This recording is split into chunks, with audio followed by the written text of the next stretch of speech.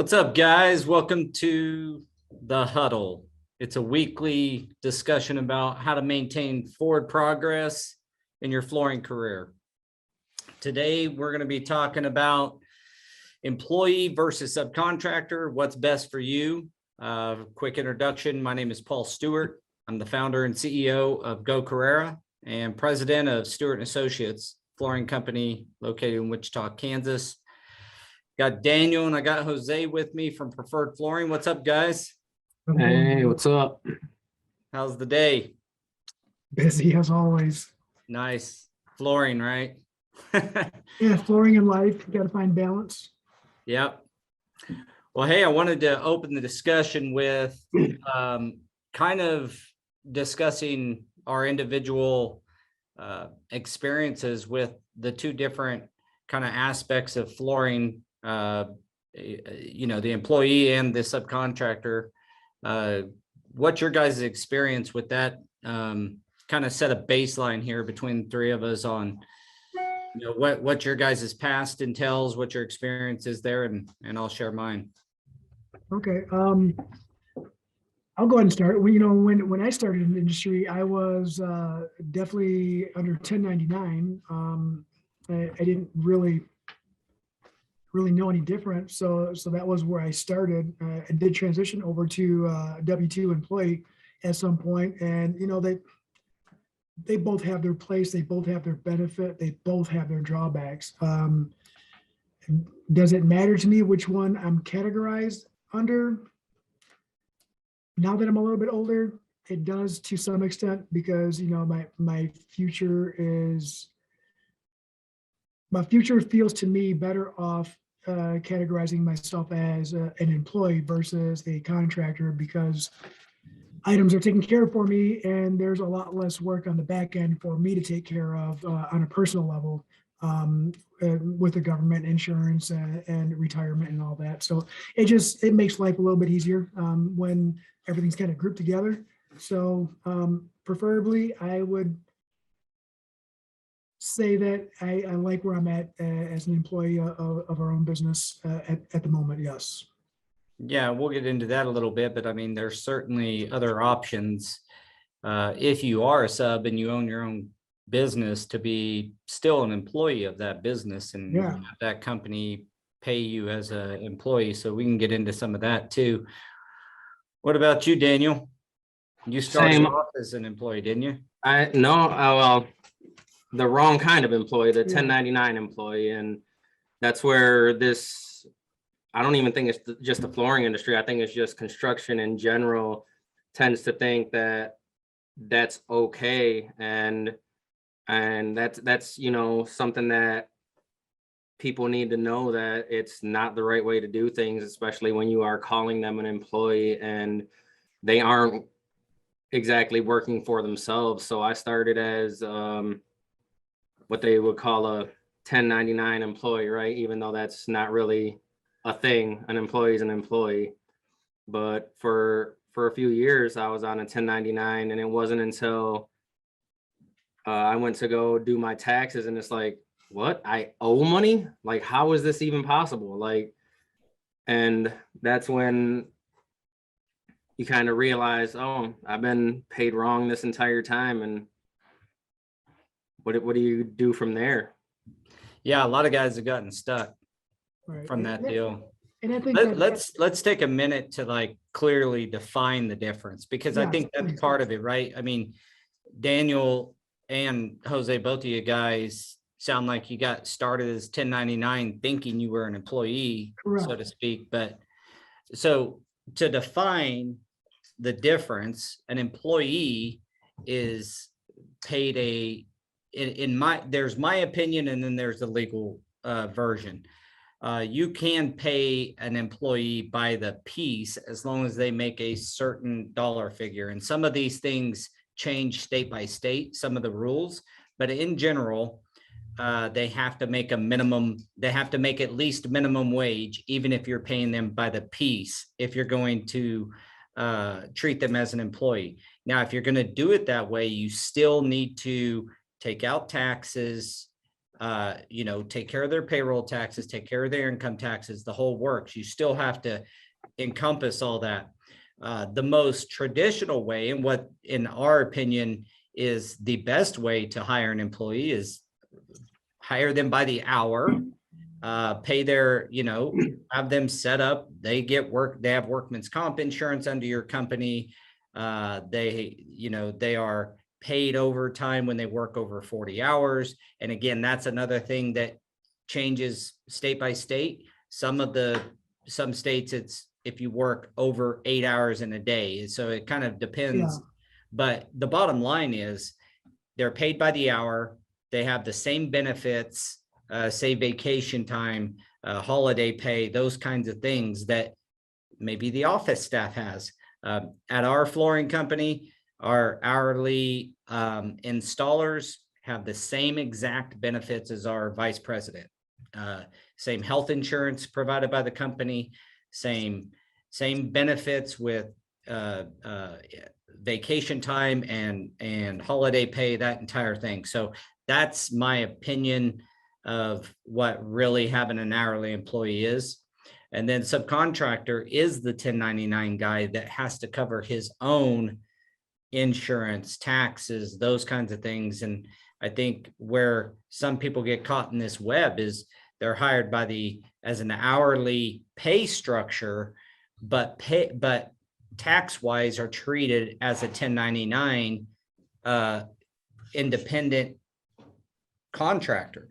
And so you go working for $15 an hour, and at the end of the year, you learn that you owe $5,000 in taxes because the employer that was saying you were an employee and treating you as an employee a lot of times, which is even worse, meaning you got to be there at 7 a.m.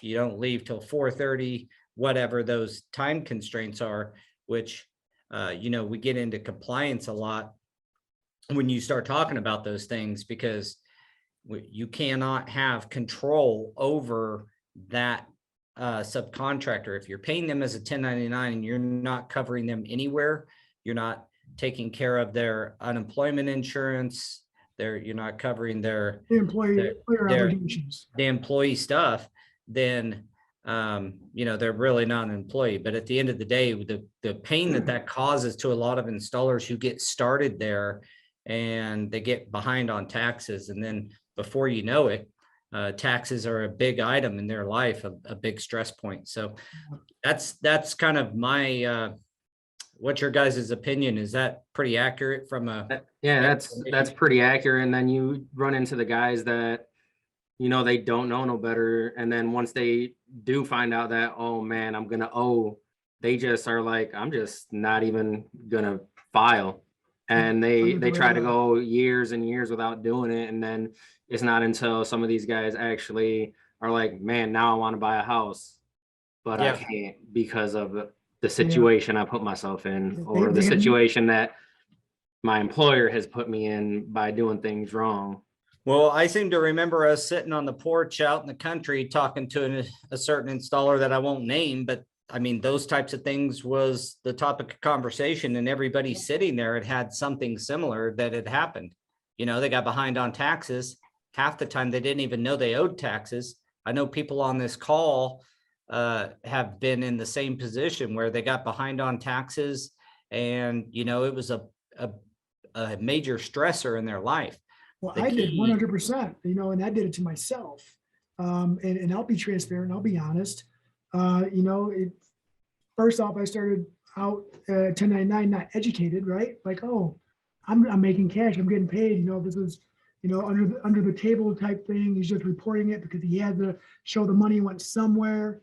And then once I found out about what I had to owe, I was like, woo, let me just kind of dodge and duck as long as I can to try to avoid it, thinking it was going to go away, but no, it didn't. And it got to the point when I did finally become a W-2 employee. I didn't want to raise any red flags, so I didn't even do my taxes when I was going to receive a refund. And all that did was put me even more in the hole for penalties and interest and all that. So there was a trickle effect How'd you deal with that? I mean, that had to be major stress. You know, when I finally met my wife, I had to make a decision, right? Like if I was going to build a life and I was going to purchase a home and try to raise a family, I didn't want anything to be taken away because it wasn't her fault and it wouldn't be my kid's fault. It was my lack of knowledge that put me in that situation. My lack of educating myself, you know, my pride, right? Not asking the right people the right questions, even though I kind of already knew I should. I just kind of avoided it. And I called the IRS. Hey, this is my name. I think I owe you some money. Okay, you are officially the first installer I've ever met that called the IRS. I did, as Daniel, myself. dude. As Daniel, like I didn't want it to come back and bite me in the rear end after I started doing things what I felt was the right way, you know, and I just didn't want it to bite anybody else either. Yeah, Like, no, I mean, kudos to you for doing it. I'm just saying that it just keeps going generally. And you're Yeah. talking the same, you're telling the same story that I've heard for last several years that we've been traveling across the United States, going to different shows, meeting with installers all over the nation. It's a very similar problem. Like they didn't know any better. The guidance they got was not good. They were young. They got into flooring. They were getting, you know, $15 or $20 an hour in cash. The money felt right. It felt good. But at the end of the day, they didn't realize, you know, 20% of that is going to Uncle Sam, and they didn't plan on it. No, but I definitely did not.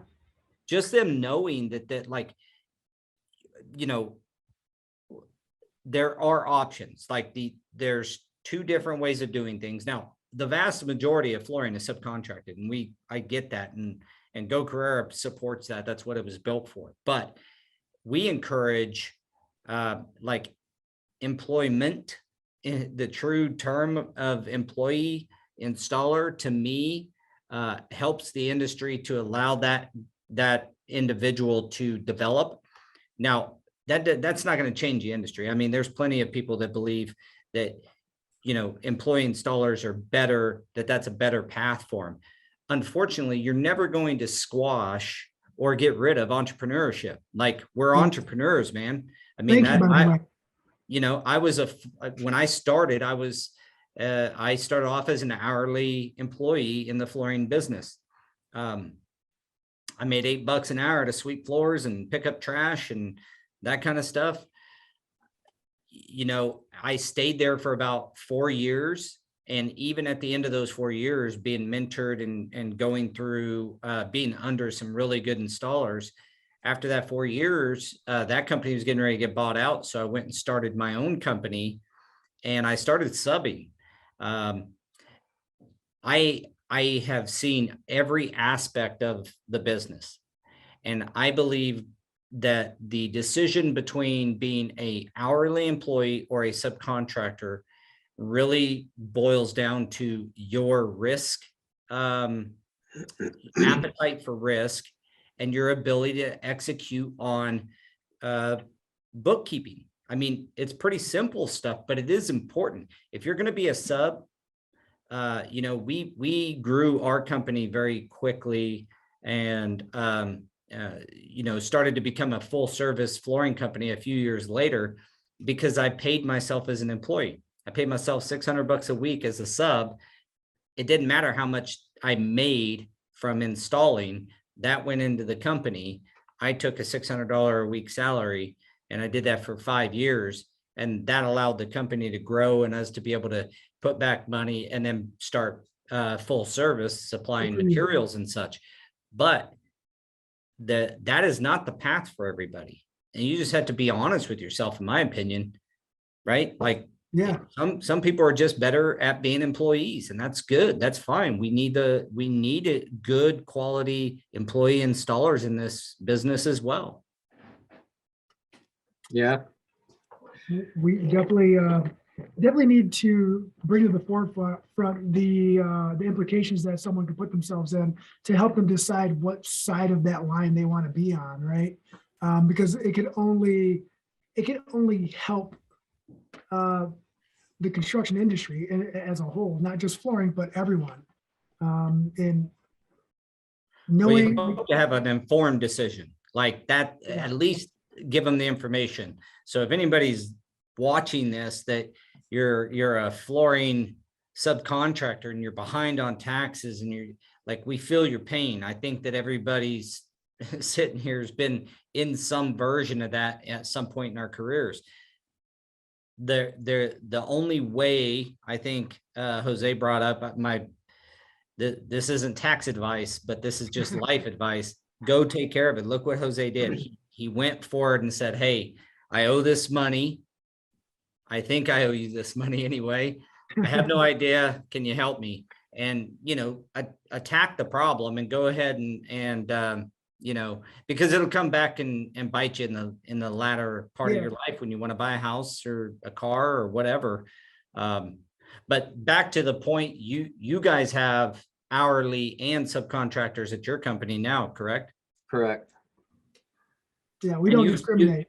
How do you choose between that? Because I know that over our business life, there's probably 8 or 10 of our subs that were hourly employees, and we actually helped them get into business because we're not going to, as we figure, we know what we've trained them to do as an hourly, and I'm not going to stop them from chasing their dream. Yeah, 100%.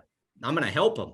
And I want to continue to have them as a good resource for installation for my company. So how do you guys look at this? How do you determine, do you have a determination on who should be a sub and who should be an hourly, or is it all based on that guy or girl? Historically, like, it's all based on the person, because we've had people as employees that have been like, you know what, this isn't really for me. I'm going to start my own thing. And it's like, awesome. If you need anything, let us know. I mean, our ride-on machines we've had, people use. If they don't have a tool here and there, it's like, here you go. And it's like, they're not even doing work for us, but we're still helping them out, because that's just, no one ever really left on bad terms, right? And it's like, they always came to us like, hey, this is what I'm thinking about. I can't keep you here, man. If you're not happy, you need to go do something that's going to make you happy. And then, a few years later, we have them in here and doing a job here and a job there. And it just goes like that. But right now, what we do is most of our stuff is in-house. And then a lot of the residential we're starting to subcontract, because coming from a commercial background, we're just not as efficient in that aspect. So if we can offload that, and that gives our guys room to focus on what they're good at, which is the commercial jobs. Yeah, and we're not efficient at it. It's not because of the lack of knowledge on our part.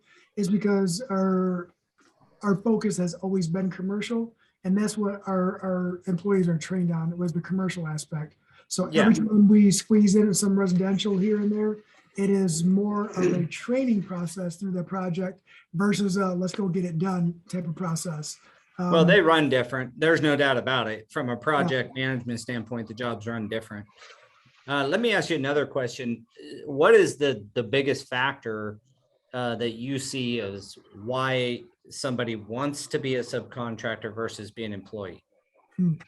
So what's motivating the guys you talked about to want to leave a good company with the security of the hourly installer life? What do you think? I think like you said, that's pretty broad, because we've had guys that have left because they feel like they just need to do things their way, exact words. I need to do things my way. Okay, have at it. And then we have guys that will see a dollar figure and be like, well, if you're making this much and I'm only making this much, that means that I need to go do my own thing. But those are also the guys that once they start doing their own thing, it's like 1 week they're spending, and then the next, few weeks after that, it's, because of social media, you see everything. It's posts about them being broke and stuff. So they really have no they don't have an idea of what it takes and what it entails to gather the tools, the insurance, the contacts, and try to have everything you need at your fingertips. Because it's when you're out there and you buy it and you've been in business for a little bit and you've had some time to collect everything to make the installs go easier, and you're an employee and you have everything you need to do a job from start to finish, no matter what it is. It's a lot different than going out on your own and all you have is knee pads in a pouch. It's totally different, no van, no. So some of the guys. Well, so how do you stop? So that's the key right there, in my opinion. Like, if you don't have the assets, the tools, the vehicle, the let's call it just the starter kit to be a sub. I mean, you got to have a vehicle that's meant to do this, a van or an enclosed truck or something like that. You got to have a work vehicle and the proper tools to perform your trade. If you don't have the basics, then that should probably tell you to stay on as an employee for a while and build build that stuff up, buy your own tools and buy your own thing. Yeah. And then you can go, out on your own later. I think that one of the things I've recognized over the years is guys just want to, like if they said, we want to do it, I want to do things my way. From a technical standpoint, from a flooring installation technique standpoint, that's not allowed. Like, you're still going to have to do it the right way. We're going to make sure. Now, if you're talking about, you don't want to get up at 6 and be at the office by 7 and pick up your own materials and then go to the job site like more of our hourlies do.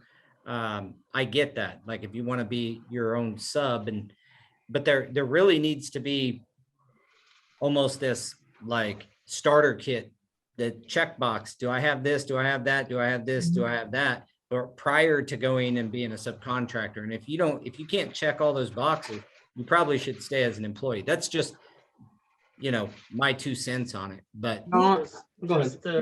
Hey guys, this is Hussein. Can you hear me? yeah. Hey, What's Hi up, Hussein? everybody. hey Hussein, how you doing, brother? I'm doing good. Just wanted to add to that topic.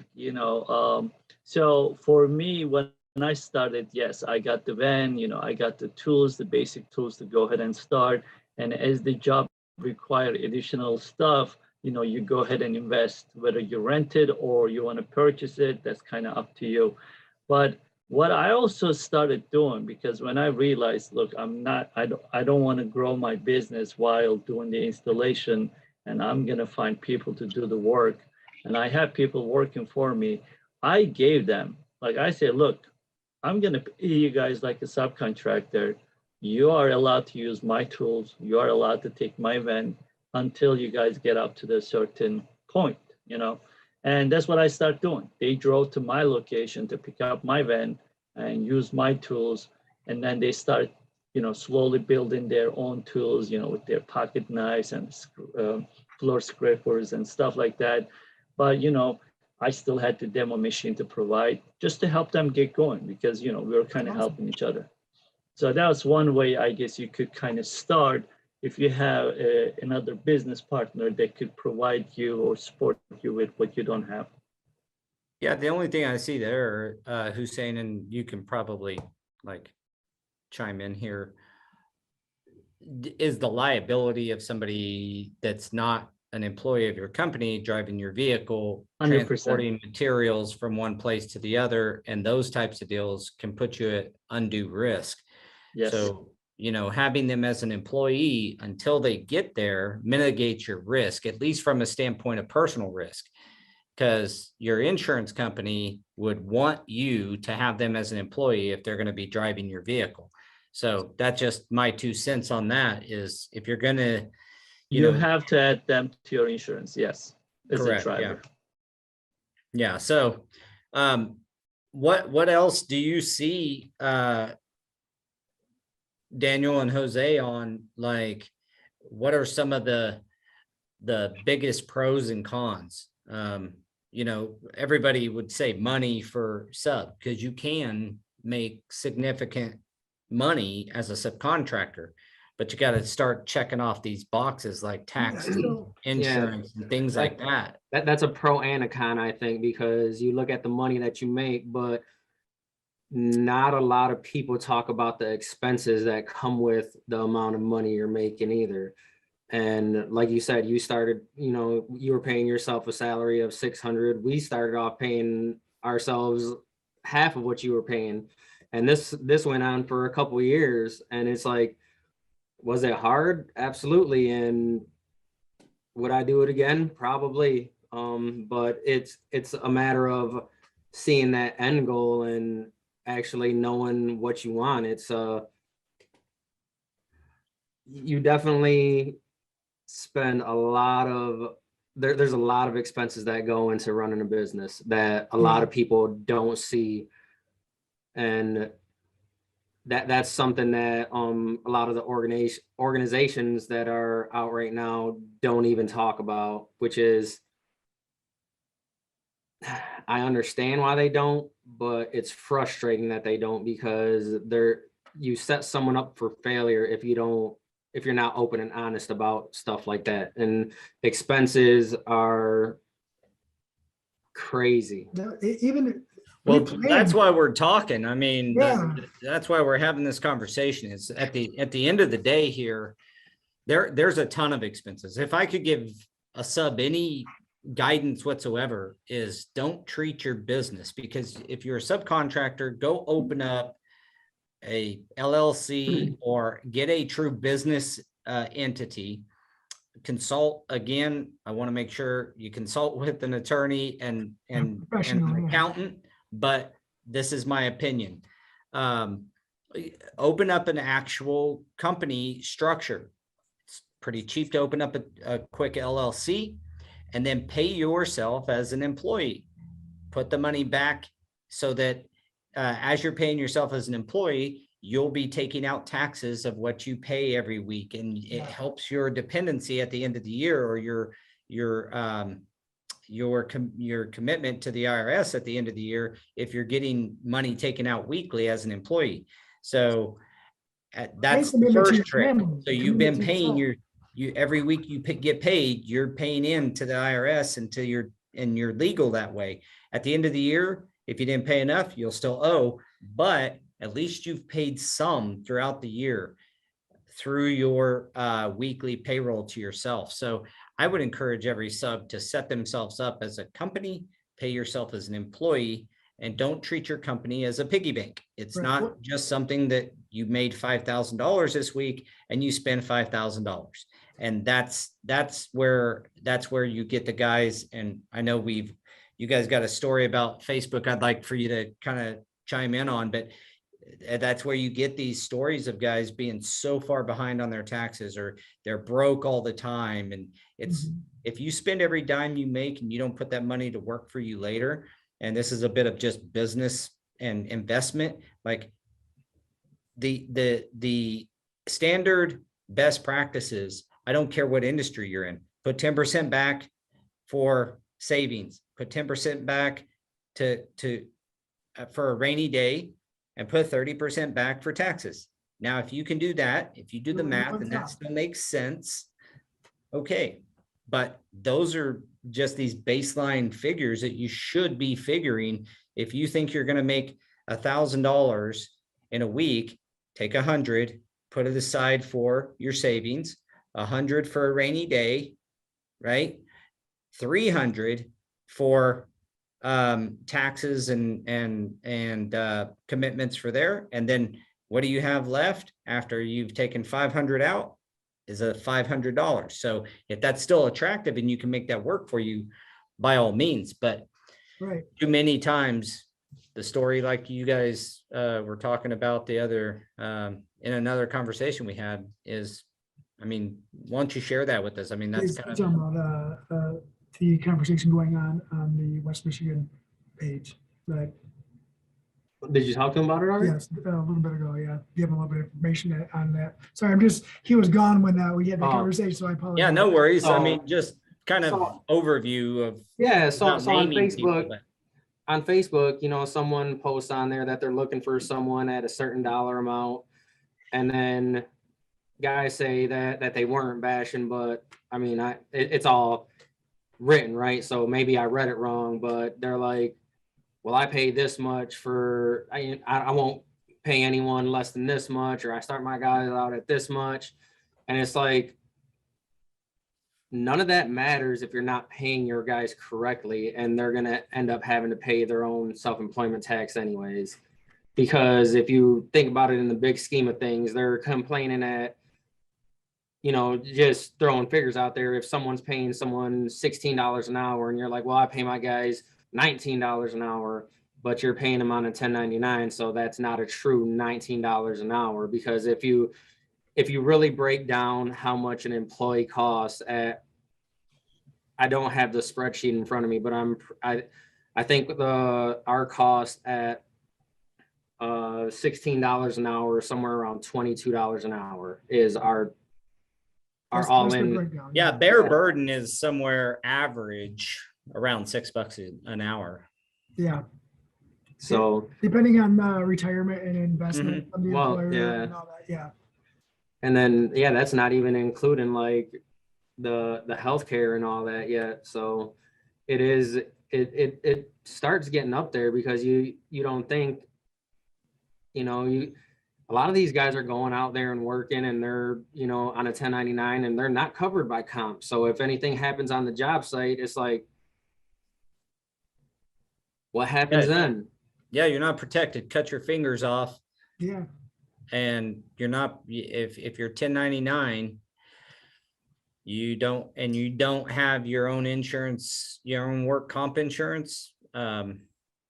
It's all that In my opinion, I think deal. that's something that would be nice if the industry would change, not our industry, but the insurance industry. I think a 1099 guy should have to have work comp. I mean, Yeah. to me, that would take a lot of the guys that are playing as a company, almost, they don't act like a company, but they install and they're 1099. right. It would take those guys out of it. And the only reason I say this is for safety. I mean, and at the end of the day, these are things guys don't think about, or things that the installers aren't considering when they're talking about going out on their own. So I'm hoping that an open discussion can kind of push at the end of the day, how are we going to move forward progress with both employee installers and subcontractors? And I think it's just really truly understanding the difference between the two, so you don't get the wool pulled over your eyes when you go talk to some retailer that's like, yeah man, you can come work here and I'll pay you $18 an hour. And they're like, Right. great. And then at the end of the year, it's your story, right? Because that's the tax bill. That's what they kind of compare things to, is you can go work at McDonald's and make that amount of money, but they're not taking into, consideration that McDonald's is paying them on a W-2, and then you get your whole benefits package. And if you really just the simple stuff like paying overtime, like on a 1099, these guys are working straight time 100% of the time. And a lot of it is, these guys that are like, I work 60, 70 hours a week and I'm doing fine. Well, you're working 60, 70 hours a week at, $15 an hour. That's not fair for you. Guilty. Well, what you brought up another good point. I mean, what about unemployment insurance? So that, who's paying into unemployment for a 1099? Nobody. My dad was a painter, subcontractor as well. I mean, and he never paid into unemployment insurance ever. And at the end, or Social Security, he needs supplemented because he only has throughout his entire life, he only contributed enough where he makes $300 or $400 a month from Social Security, because he was an independent, didn't pay himself as an employee, so that you could start paying into that. Right. I've been self-employed since I was 22, but I've been paying into my unemployment, my own unemployment insurance, my own, Social Security. All of that has been paid since I started the company. Right. And when you're an independent, you really don't think about insurance, because those plans aren't necessarily offered, you know, if you're out on your own, unless you're doing like a traditional or a Roth IRA, and a lot of guys don't even know what's out there for them to contribute to. Yeah, and those are investments, but just regular insurance even.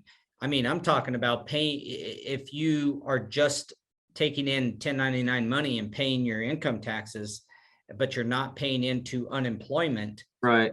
So, you know, a portion of every one of our employees, we have to match their unemployment so that if they get laid off or, you know, whatever happens, a recession or whatever happens in the world, that if they're laid off, they have, you know, the company has money in escrow with the state to pay employees for the time that they're unemployed, right? If they become unemployed.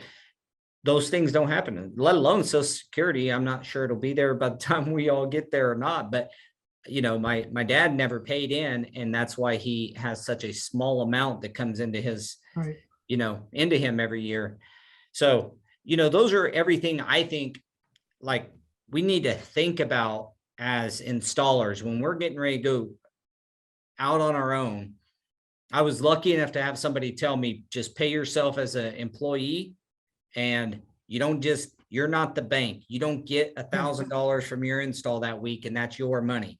You pay yourself a salary or a by the hour, whatever you make goes into your company. That's your company's money. And just, you know, I think having some of this knowledge that we've been talking about on this conversation can help a guy understand the real commitment that it takes to do what you guys have done. What I've done is literally running your subcontract business like a business.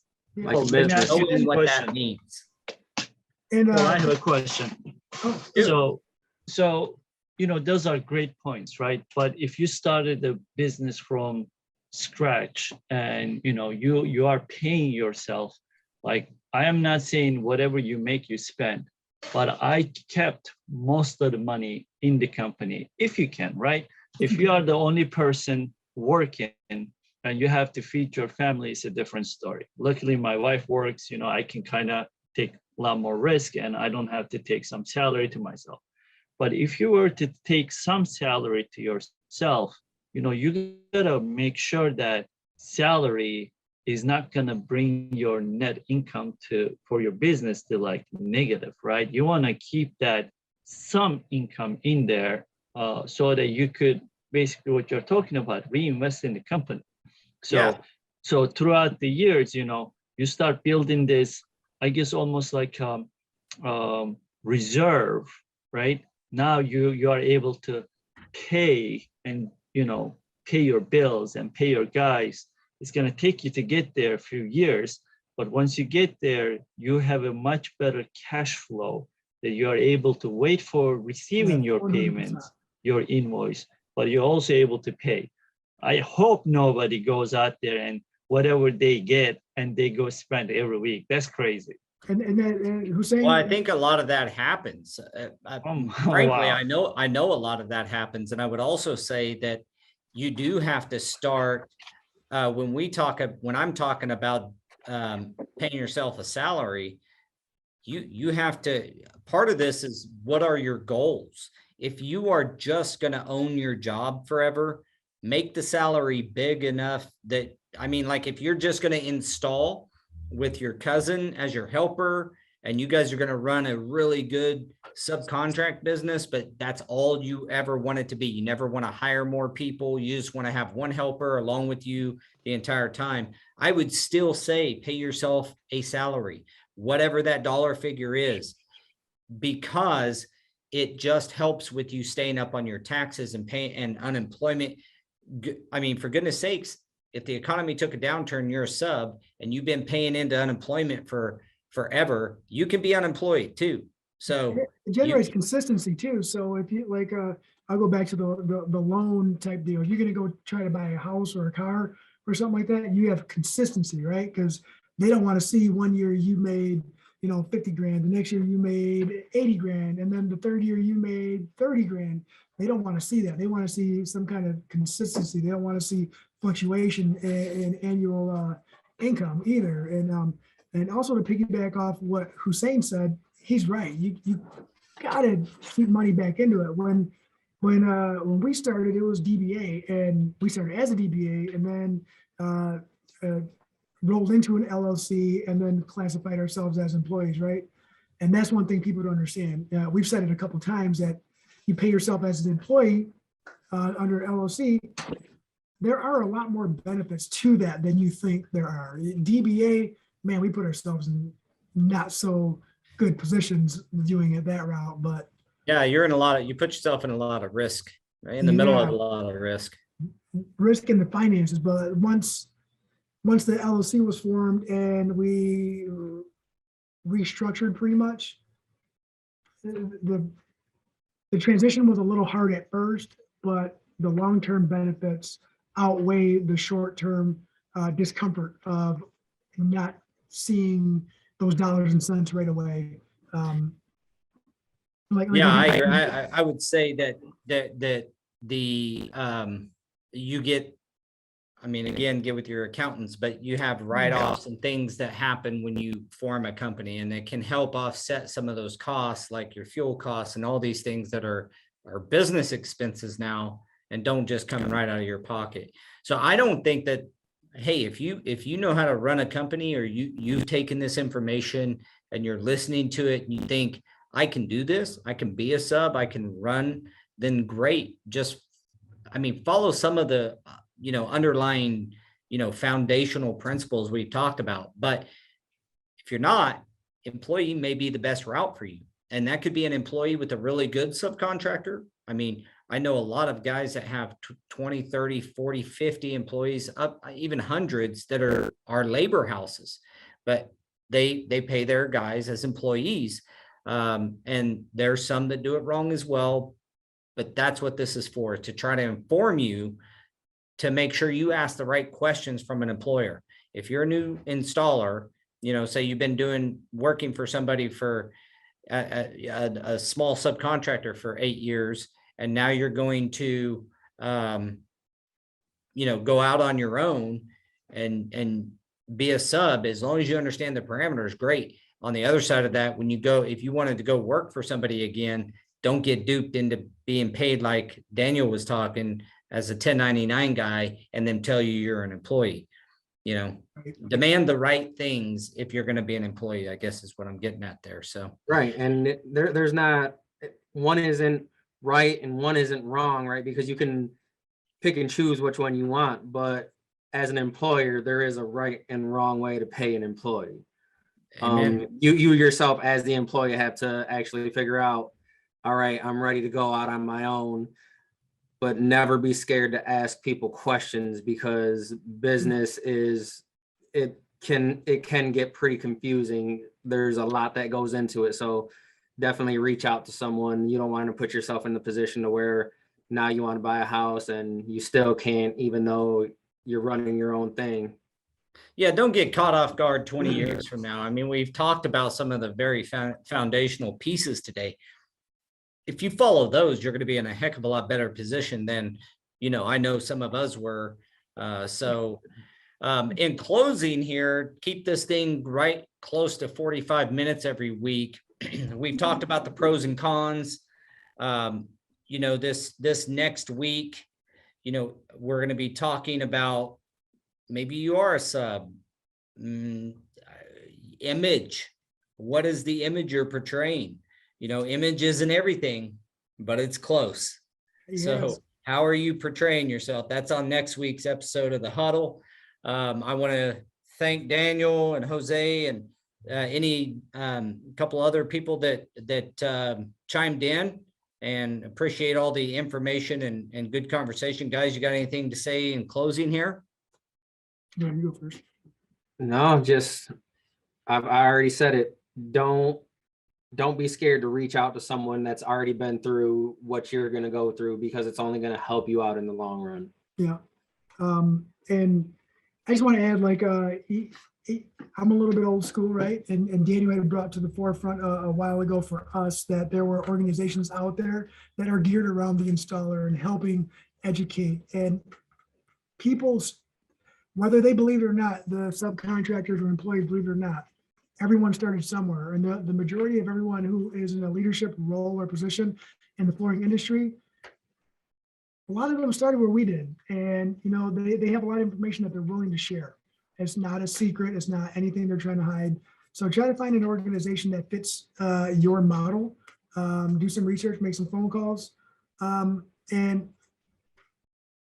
don't be shy, man. Set pride aside sometimes. You got to put yourself and your family first, and setting pride aside to ask questions that you might be embarrassed to ask, or you might not even know you have a question until somebody brings something up.